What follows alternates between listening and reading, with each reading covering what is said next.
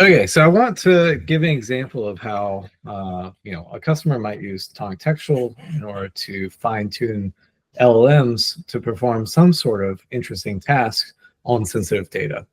The example that I'm starting with is the problem of structuring unstructured medical notes. And so the goal of this fine-tuning problem is to take unstructured medical notes and produce some sort of structured output that's very similar to like the HL7 FHIR standard. And so you can think of this as a very important problem because most medical data that we have exists in messy unstructured forms. And so being able to fine-tune LLMs in order to give the kind of desired structured output here is a great use case. The problem, of course, is that the data we have in order to fine-tune these models is extremely sensitive, right? It's full of PII, PHI, and anytime that we are looking to fine-tune a model on such data, we have to be extremely careful, not just for regulation compliance issues, but for the very real risk of these models memorizing this sensitive data and emitting it at the wrong time. So if we have, if our model is kind of trying to structure unstructured data and emits like, medical records for patients in our training data, then we have a real problem. So the challenge here, of course, is that the PHI in this data is relevant for the task. We are interested in extracting things like names and ages, and all these identifiers are governed by HIPAA, and of course need to be redacted before we can use this data safely for our fine-tuning problems. Now, if we just go ahead and naively redact this data, then we've basically destroyed the problem.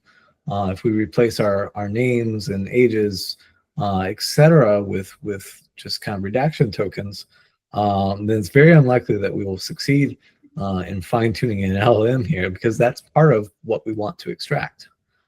And so what I'll show you is how we use Tonic Textual in order to create safe versions of this data set and then fine-tune a model which will perform as well as a model that was trained on real sensitive data. Okay, so let's jump into this notebook where I'm actually doing this work, and I'll kind of describe this data set for you. This data set is purely synthetic. It is generated basically by taking synthetic FHIR records from Synthea, and then prompting those, using those to prompt GPT-4 to generate like fake medical notes. And the problem that we're trying to solve is to go the other direction, go from fake medical notes to HL7 records. Okay, and so let's actually load this data set. I put this data set on Hugging Face, and so this is actually, we could make this public as a side note. And so this data set, take an example, it consists of basically pairs of notes, which we saw an example of that before. So we have the note, and then aside that we have like the structured form of that note, the encounter data, mentioning like the age of the patient, the type of the encounter. In addition to age, we have other demographics like gender and race, and then of course the patient name, and then procedures and medications that were kind of relevant to this encounter. And so the output, like basically if we start with a clinical note like this, for Harvey Damore, who has apparently very bad gingivitis, we should be able to extract from that the structured data of basically the patient demographics, names, as well as like the procedures that occurred during that encounter. Okay, so now let's like show how we use it, how we use Textual to generate a safe version of this data set. And so I'll just instantiate Textual and I'll show you how it works. Basically, if the by default we will replace sensitive tokens, sensitive entities that we detect in the text with identifiers and tokens that can be reversed. For example, if you're trying to build like a RAG application and you want to basically use textual as a privacy layer between a third-party LLM and your internal knowledge base, this would allow you to reversibly redact and then unredact answers as they come back from the LLM. But for the purposes of fine-tuning, we want to replace names and other PHI with contextually relevant, realistic replacements so that our model will generalize well. And so this is just a matter of turning on synthesis. And so now Anders Steele becomes Matilda Pixler. And obviously there's lots of other particular sensitive types of information that we care about. And so here I've basically constructed a list of our sensitive identifiers per HIPAA.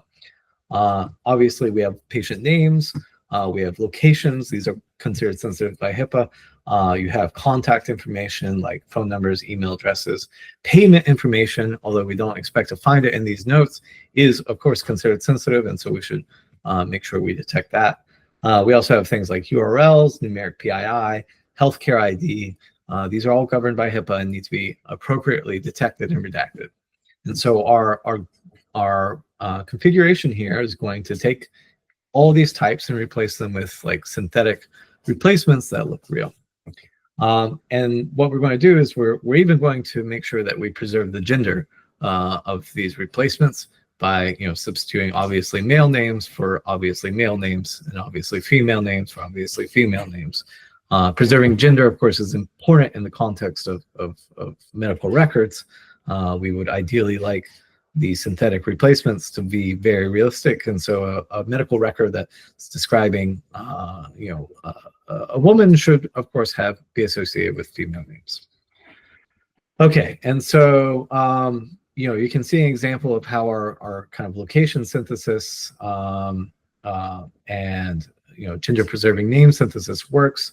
Bob is going to go to Herbert, and Bonnie Doon, California, is going to be replaced by Santa Clara, California, where here we've essentially done the HIPAA thing where we consider the last 2 digits of a zip code sensitive, so we truncate those and synthesize a new zip code and then generate a location within that zip code that's realistic.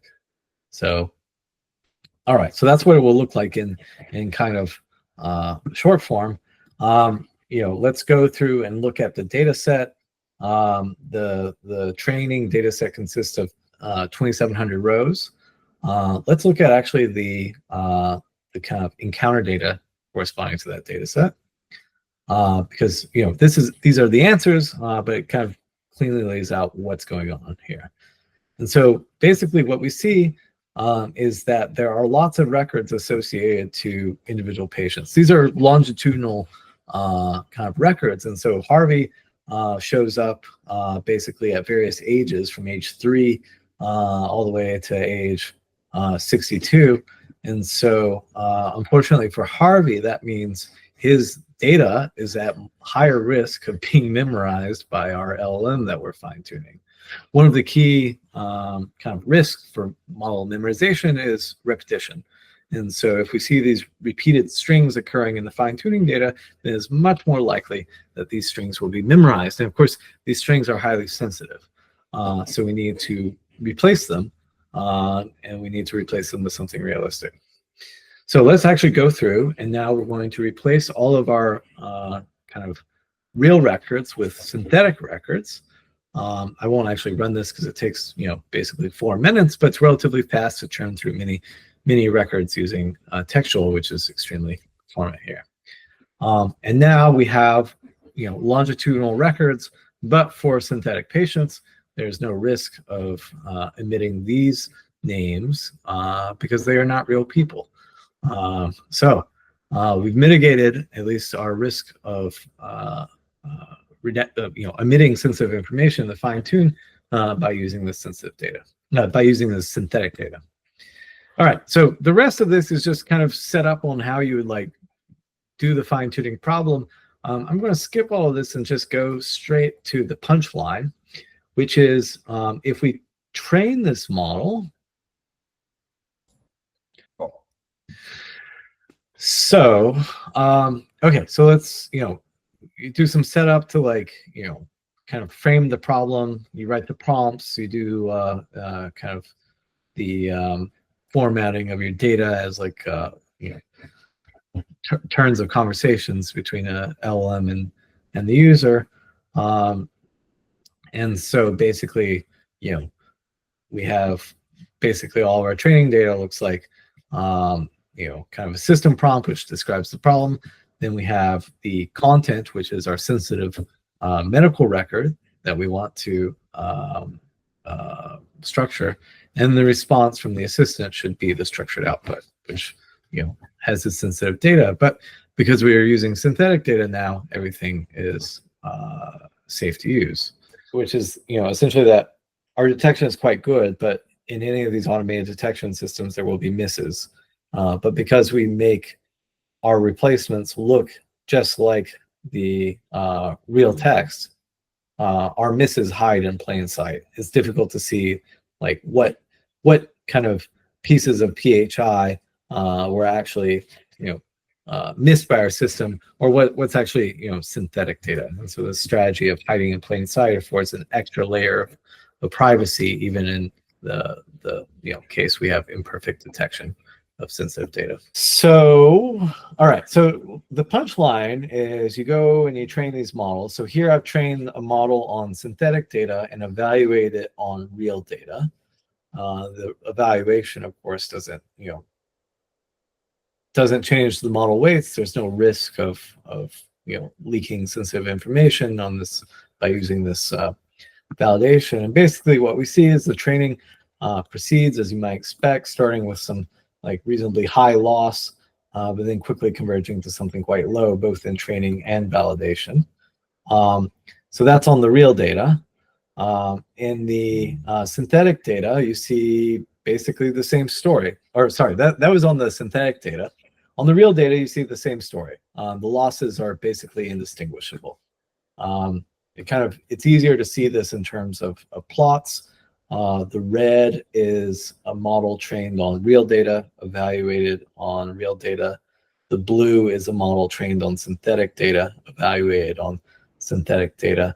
Both of these converge in training and validation. And so we have succeeded in building a model here that's capable, at least according to these losses, of performing the structured output extraction. And we can see that by actually taking some of our validation data, running it through. Let's see, like here we have an example where we're going to structure this patient data, which has not been a part of the training. Marquis Londibert's medical note on nasal congestion. If we plug this through our model, this is what the model predicts, which is pretty close to what we want. It's not perfect, because instead of the desired output would be to have viral sinusitis for the reason, but we put nasal congestion and cough for the reason. Justifiable and also completely independent of our synthesis here. So this is just, the fact is we should train this model for maybe a little bit longer and we'll get the desired results. But point is, it's safe to do.